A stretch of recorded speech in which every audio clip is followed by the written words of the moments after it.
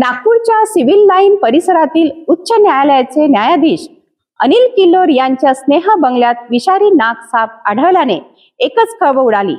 तब्बल 3 दिवसापासून परिसरात दिसणाऱ्या या नागाला अखेर सर्पमित्र शुभम पराळे यांनी धाडसी कारवाई करत सुखरूप पकडले. पाहूया हा थरारक घटनाक्रम.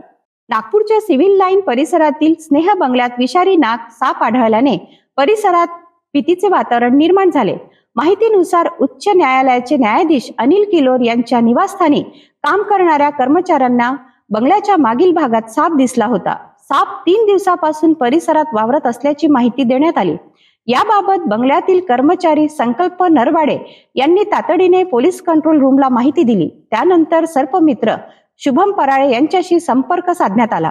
त्यावेळी शुभम पराळे हे मानकापूर येथे कामात व्यस्त होते. मात्र माहिती मिळताच त्यांनी तात्काळ घटनास्थळ गाठले. बंगल्याची पाहणी करत असताना इन्व्हर्टर खाली साप लपून बसल्याचे त्यांच्या निदर्शनास आले. साप शोधण्यासाठी प्रयत्न सुरू असतानाच अचानक नागाने फणा काढून बाहेर येत हल्ला करण्याचा प्रयत्न केला. मात्र सर्पमित्र शुभम पराळे यांनी प्रसंगावधान राखत कोणतीही घाबरगुंडी न उडवता रेस्क्यू सुरू ठेवले. काही वेळानंतर विषारी नागाला सुरक्षितपणे पकडण्यात यश आले. यानंतर नागाला भरणीत बंदिस्त करून वन विभागाच्या seminary hills TTC transit centre येथे पंचनामा करण्यात आला. पुढील कार्यवाहीसाठी नागाला वन विभागाच्या ताब्यात देण्यात आले.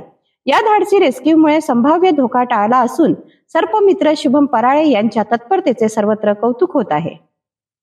सर्पमित्रांच्या सतर्कतेमुळे आणि वेळेवर केलेल्या कारवाईमुळे मोठा अनर्थ टळला. पावसाळ्यात सापांचे दर्शन वाढत असल्याने नागरिकांनी घाबरून न जाता तातडीने सर्पमित्र किंवा वन विभागाशी संपर्क साधावा असे आवाहन करण्यात येत आहे. अधिक बातम्यांसाठी पाहत रहा सिटी न्यूज.